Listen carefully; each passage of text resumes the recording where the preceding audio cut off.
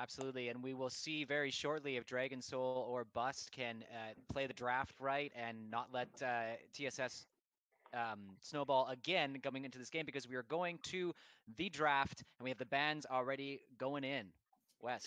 Yeah, similar bans coming in, actually exactly the same so far. And so we'll see if there's any change. Like we said, we would have liked to see the Senna ban, but not going to come through Dragon Soul or Bust, apparently thinking that they have some sort of answer to it. And of course, Senna not as, auto win as she used to be, but still, I would have liked to see a Senna ban here.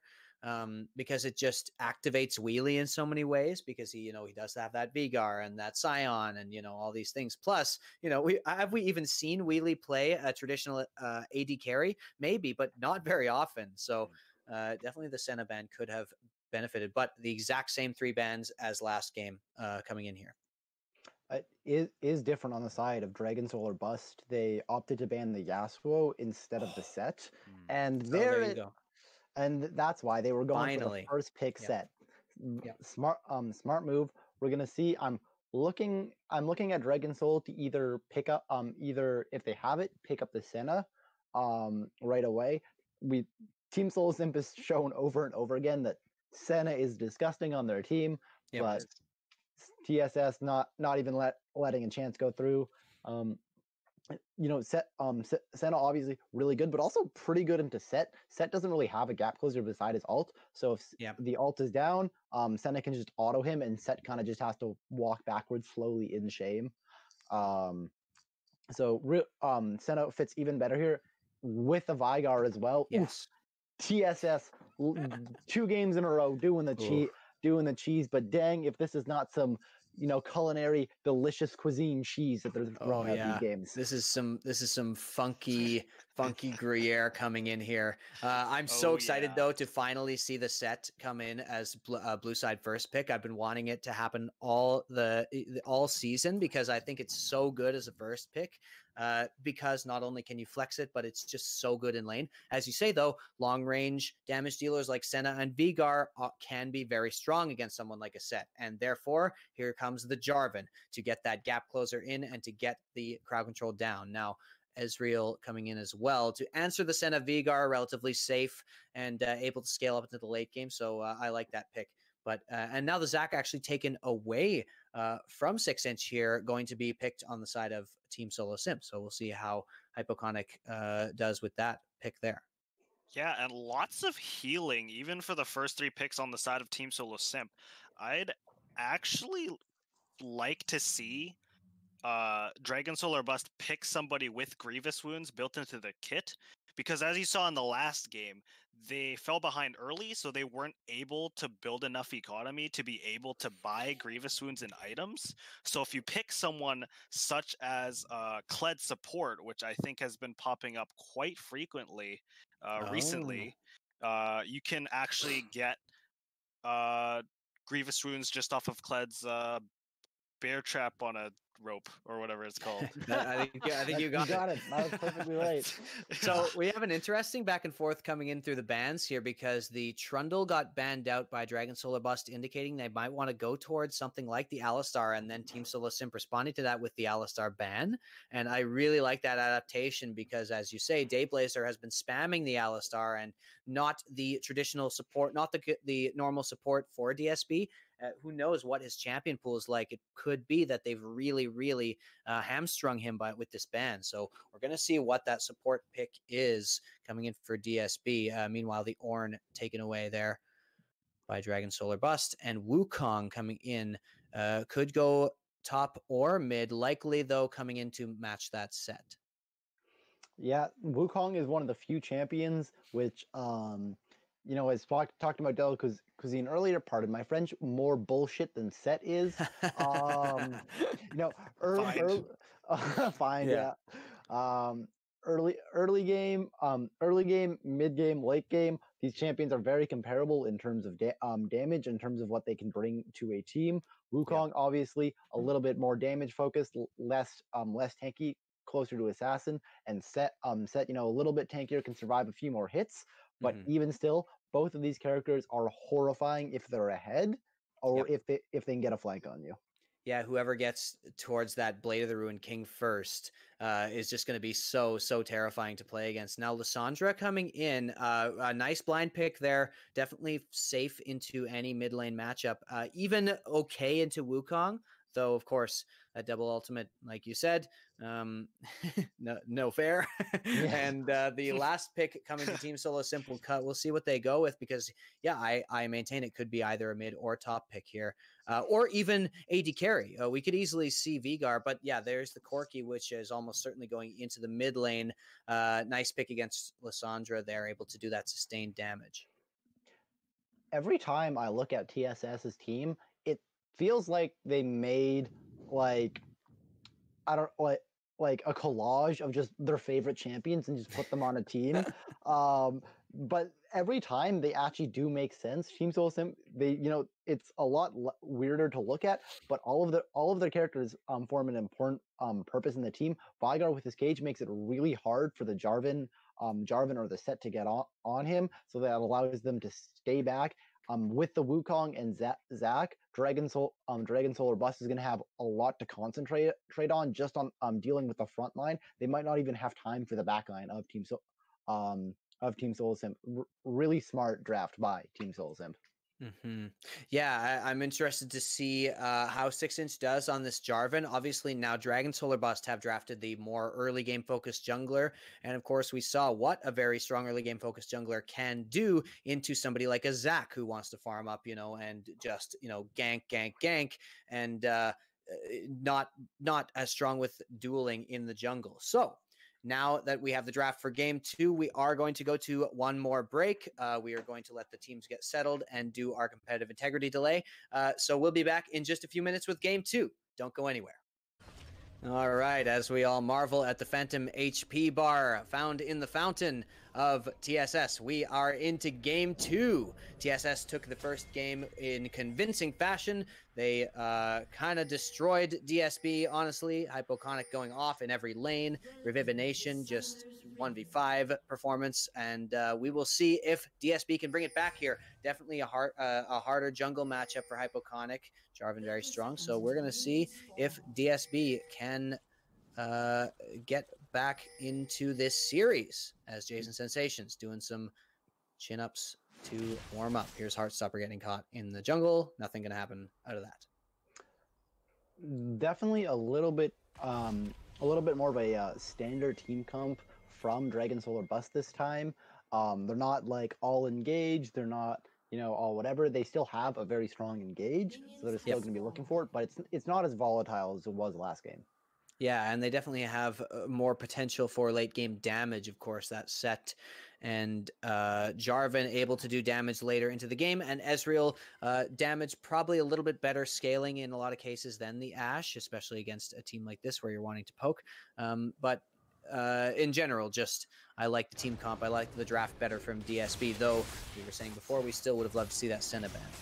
Now, both junglers going to be starting standard on the bot lane and getting their kindly leashes. And I wonder if Ezreal's Mystic Shot applies Nami's buff twice. It does. Yeah, it does. Yep. Okay. Yeah, so that's definitely a nice combo there, Ezreal Nami. And we mentioned before, here's a little engage, mentioned before off stream that Nami has been nerfed a little, but definitely still very strong into a team like this. Ooh, actually a VirtualBoxs is already having to flash, and here we go. 6inch Stiffy coming in, wheelie, taking a lot of damage here, and this is what we're looking for. Early jungle presence coming in from Jarvan. Really, really nice play. The level 2 gank, always a possibility.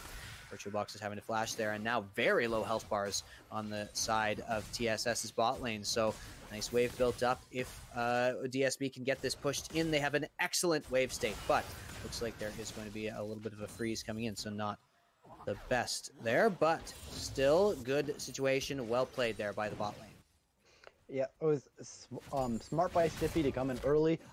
We've seen in other games, bot lane has been, or in the last game, bot lane was a real big problem for them, specifically on the Senna. So blowing the flash early on the Senna is huge. very immobile champion. She's going to be very vulnerable to the Lissandra engage now, to the Lissandra flanks. I wouldn't be surprised if we saw some TP ganks, and as well as the Jarvan repeat ganks. It's going to be on Dragon Soul or Bust now to keep returning bot and keep punishing that really immobile bot lane on the side of Team Solo Sim. Yeah, speaking of TP ganks, though, we do see 3 teleports on the side of TSS. Wheelie having picked it up this time instead of the Ignite he took on the Scion. So that as well, a really strong thing. Now, Heartstopper taking a bunch of damage. We mentioned also Heartstopper has taken the Electrocute instead of Arcane Comet, and so we'll see if that affects the laning phase. Definitely going to take some more damage. Here's a gank coming in from Hypoconic. Actually, jasonsensationz quite caught out, but does manage to flash away. Nice play there. Ooh, now, no, not giving us any break. Dayblazer having to flash away out of the Veigar cage, and Sassman dissuading them from following up, but nice play to get Dayblazer's flash in that situation. I think that it's important to note here that in that gank that J4 came in on there, Wheelie held onto his flash and VirtualBoxs held onto his heal, and Wheelie almost died, like very close. It's like they knew that once they missed the flag and drag and didn't get a bubble that they were like, no, we're fine. So they're actually not in that bad a position, I don't think, in this spot lane. No, yeah, individually 2-on-2, they're still really scary. Veigar exerts a lot of pressure by simply existing in a lane. Whenever he stands anywhere, you have to give him a huge area of respect because of the stun, especially with someone high damage like Senna on his team. But you can see Smart by Stiffy coming in there, trying to get more pressure down. Doesn't work out, but he's going to be really on him. They're going to really have to try to keep punishing this mobile bot lane.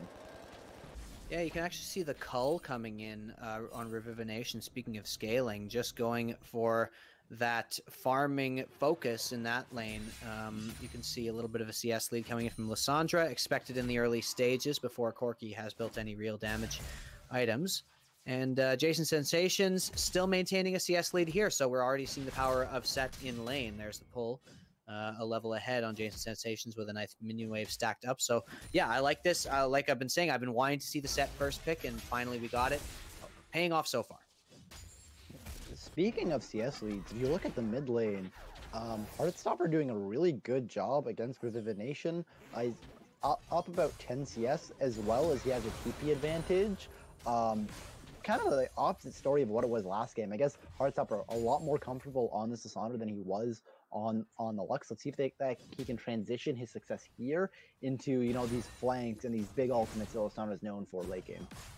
Yeah, I suppose they weren't interested in having the Lissandra into Cassiopeia matchup, but I almost wish they would have taken this Lissandra last game as well. Like you say, definitely looking more comfortable on it, though, of course, Revivination's Cassiopeia, very, very strong, and I believe, if I'm not mistaken, it was banned out this game. No, it wasn't banned out. They just decided not to take it. So, interesting decision there, but a better matchup for Heartstopper, that's for sure.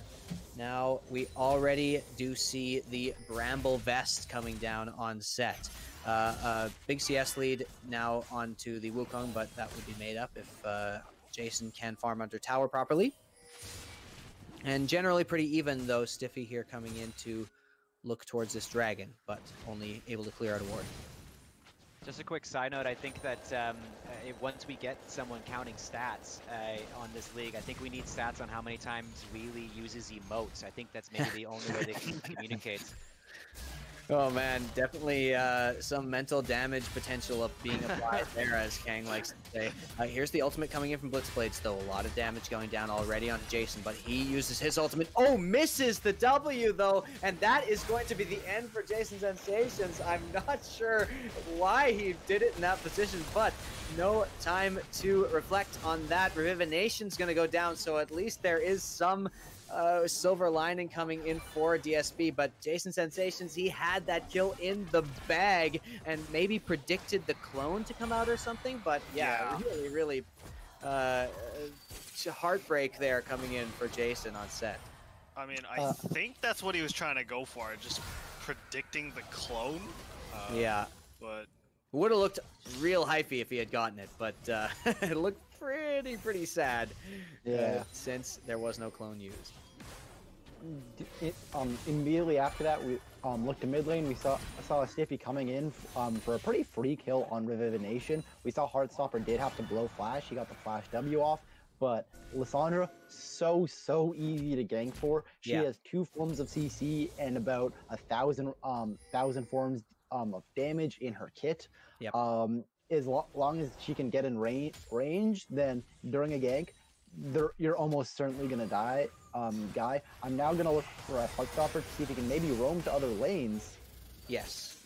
Speaking of, I was hoping there was gonna be a little bit more action there in that other lane. Quite, but, but actually, Stiffy does come in. Here's VirtualBoxs still, now does have flash actually, but the ultimate comes down, lots of damage, but Wheelie flashes away as well. Now the teleport comes in from Heartstopper, but it looks like they are just gonna have to back off, though. Hypoconic is here, actually engages, and Hypoconic is gonna go down. The passive comes down, and teleport is available, but will they be able to get in? Actually, a huge engage coming in. Hypoconic goes down in the end, but Heartstopper too soon to follow. Now the ultimate coming in from Wheelie, and yes, Blitzblades has teleported in. Dayblazer going to go down as well with the strength of that Wukong. Uses the ultimate. Sassman taking a lot of damage here, and the ultimate coming in again. Sassman having to flash away, but a beautiful Wukong play coming in from Blitzblades. Really well done there. jasonsensationz with the teleport, not able to make anything happen compared to Blitzblades, who completely turned that fight around. You know, big misplay by Dragon Solar Bus. They know Corki had package. He gives that voice line to everyone. He's almost for sure that he's gonna go bot lane with that. They had a really good initial play. But after they went in, they just had to back right out. Corki with the package is so scary. Oh, huge damage coming up from Jason, but not enough. Actually, 6inch is able to finish that off, and Hypoconic, now the Dragon, 50-50 coming in here, both smites available, but Hypoconic goes down way too soon. He needed to throw down that smite just for a heal, and then would have been giving away the Dragon, so a nice follow-up coming in from DSB, and a little bit overextended on that Dragon play, so interesting there. Yeah, definitely a nice play by TSS in the bot lane, but a little overextended. Yeah, I was saying DSB during the bot lane play, they needed to make their play, then just get out. They couldn't stay there for long. And now I'm saying the same thing for TSS. They needed to make their play and get out. It's only 10 minutes in. Death timers are not that long. They weren't able to do Dragon that fast. You know, Senna, Veigar aren't necessarily the highest DPS champions. And they got even punished Corki. for it. Yeah, even Corki. That being said, from that play, we were able to see a swag flag kill. That was not the Jarvan Q. That was the Jarvan E that got the kill, which in my mind makes the whole play worth. But I suppose TSS would probably disagree with me there. Yeah, you already see as well. Okay, here we go. The Jarvan coming in for a gank. Actually, the flash had to come down there, and Blitzblades, no ultimate available. jasonsensationz going to put down some damage, but misses the pull. Actually, the ultimate just came up, and Blitzblades... Yeah, now Blitzblade's way too scary even for the 2v1. So nice work on this Wukong, and we said this is a great answer. He's already finished that Cutlass while Jason has gone towards the tanky route with that Bramble Vest. So yeah, you're already seeing now the CS lead. Oh man, you don't want to get in range of Wheelie when his ultimate is up, and there double emote, baby. In 2020, ladies and gentlemen. No. Yeah, Ezreal just getting absolutely embarrassed by that play, walking up right in range of an ultimate. That's all he has to do. Revivination got to be knocked up there. Has used his dash, and yeah, nice play there. Stiffy managing to following up almost every time something goes wrong for DSB, being able to come in with that Jarvan and, you know, at least make something happen. But the ultimate comes in, or the dash comes in here from Hypoconic. Shut down on Hypoconic, and Stiffy not able to get in here at all. Hypoconic still full health. So back and forth trades from the junglers. Oh, here comes the knockup as well. Sorry to throw to you as Hypoconic. Just stands his ground, though, completely. Knows he's not going to take any damage from that. And we have this huge wave pushing up from jasonsensationz at the top lane. Much better played by Stiffy this game. At 12 minutes last game, he was 1-3-0. This time he's 3-1-2. He's super aggressive at playing against his counterpart of the Zac jungle. Fortunately, that doesn't really matter when your Ezreal is about to die for the second time in 30 seconds. Sassman once again getting caught out. Yeah, but still really well played by Stiffy. I think the biggest problem right now for them is obviously going to be the Veigar in the bottom lane, paired up with the Senna that we always talk about. There's not actually a lot of like incredibly tanky members on the side of Dragon Soul or Bust. They have the Jarvan. Jarvan kind of functions out off tank. He's not as tanky as someone like Sion. And even though Sett is building tanky, he's still going to be pretty squishy. Veigar is going to be a huge issue for them if they can't get on it. Yeah, and actually that's an interesting thing to note, though, as Blitzblades goes in for the dive. Does not fancy that one, as the Bramble Vest still making the Sett too tanky, though he has started to go for the Blade of the Ruin King. Now a Heartstopper is here, and Blitzblades just has to finish off this kill, but the Senna ult comes in. Really, really nicely played there. Good coordination by DSB to get that play in, and the shutdown coming in onto the Wukong. So, nice roam by Heartstopper there, and as we say that, Dayblazer just one combo away from death, no matter how high the health bar is, and so Wheelie really starting to take over this game. And yeah, it's going to be so hard to deal with this Veigar coming in 4-0-1-3 now on Wheelie. You know, I almost wonder if it's worth it for Sassman to take a page out of Kai'Sa's playbook and build Zanya's somewhere in there, because that Veigar is looking really scary right now. Well, I mean, that could be the case, except that gives you AP, which just makes Veigar even scarier. So maybe a stopwatch could be in order, but a Zanya's completion might not be the item you're looking for, as Revivination going to zone away Stiffy from that Scuttle Crab and actually be able to take it for himself. So that's a nice little play there from Revivination.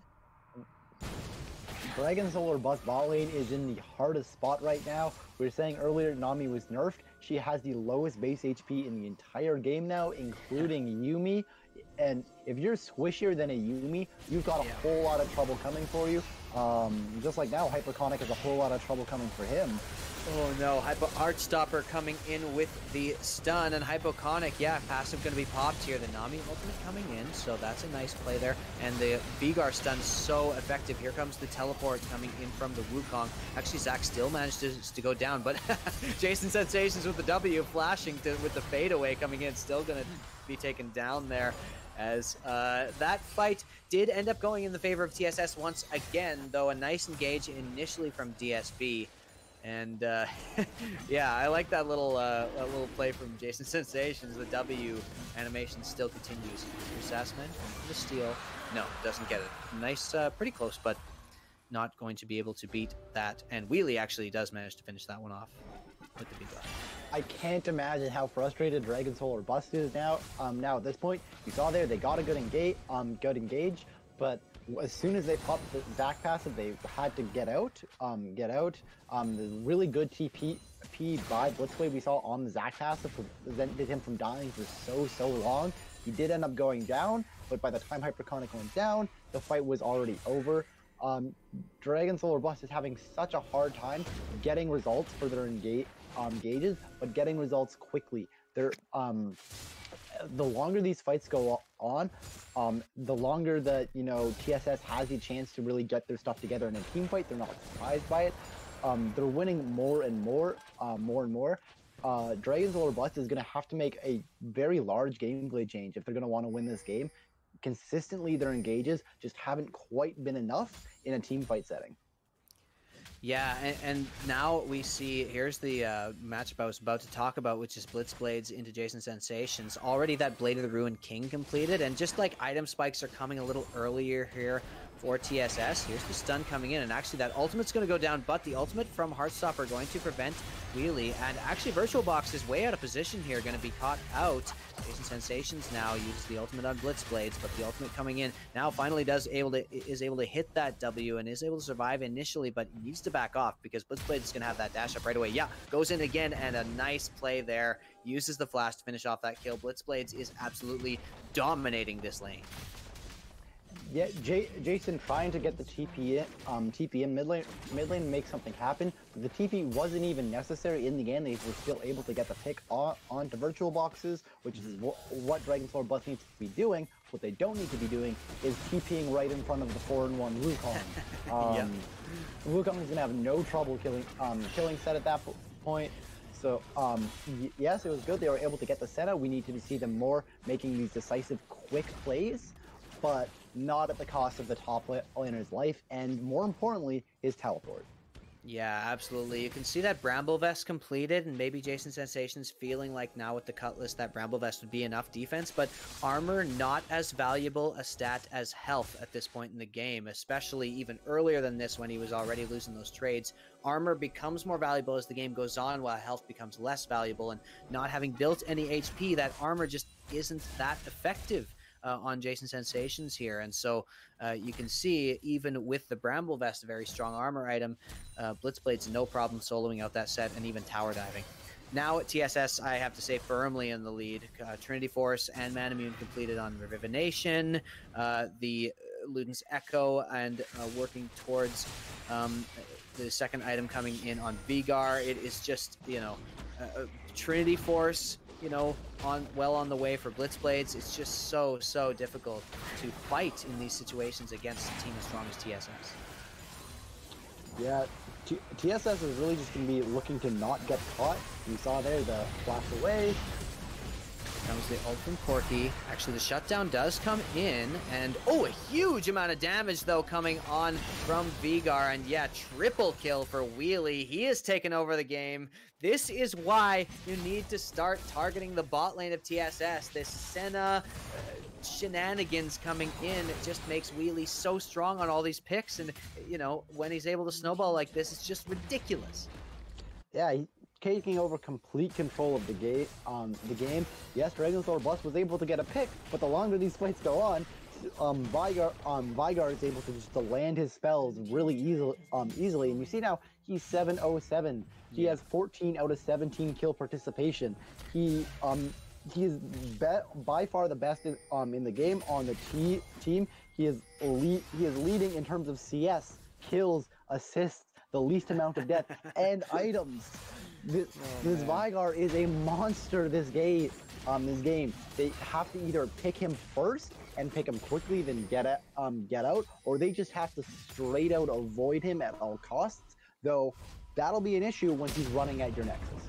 Yeah, with the directed camera setup we don't have a view on exactly how much AP Wheelie has built up, but you gotta assume it's super high. And you know, it'd be interesting to guess. Maybe we can chat with Wheelie after the game or later on about how much AP he's able to amass in this game, because it has to be just scaling so hard. And now Morellonomicon completed. Now he is going towards that death cap, you gotta imagine. And so, yeah, it's going to be, you know, he's getting over 1,000 AP in this game. I'm calling it now. Yeah, this is good try for an engage, but once again, TSS in a relatively decent position team-wise. They could have gone in, got the heavy burst off, but smart by Dragon's Bust to realize that they're not winning that fight long game. They're grouping up to, I guess, contest the dragon now, but that seems like an ill-fated exercise. Yeah, Wheelie actually going very low and caught out a little bit here. So actually Wheelie going to go down, but look at that damage. Now the Nami going to go down as well. They have shut down the hyper carry Veigar here, but Sassman now out on the edge has to flash away. Is he going to be able to do enough damage?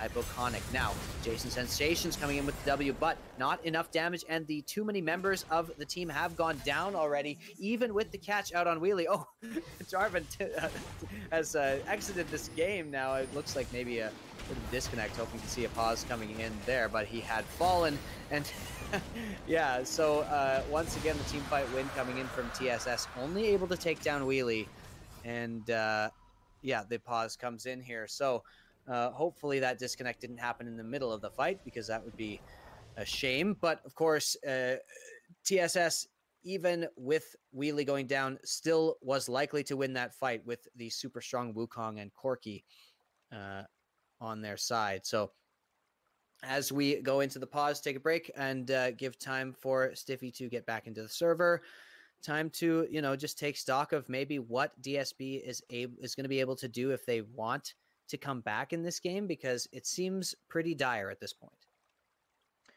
Yeah, DSB, it's looking pretty dire at this point. At this point in the game, they might just have to look at doing something ridiculous. Like, I'm talking a death brush. I'm talking maybe just a good old fashioned see someone on the map, just almost YOLO it. Just go at them, hope that no one's around them. They're so far behind, they can't establish good vision control to pick these good fights. They really either just have to hope that Wheelie gets incredibly caught out, or that Blitzblades gets caught out, or realistically that both of them somehow get caught out at the exact same time.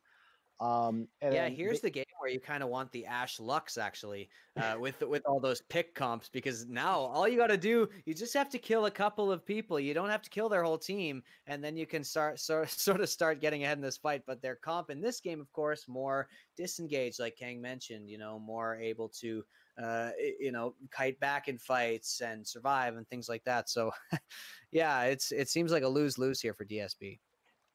Yeah. Definitely living up to their name so far.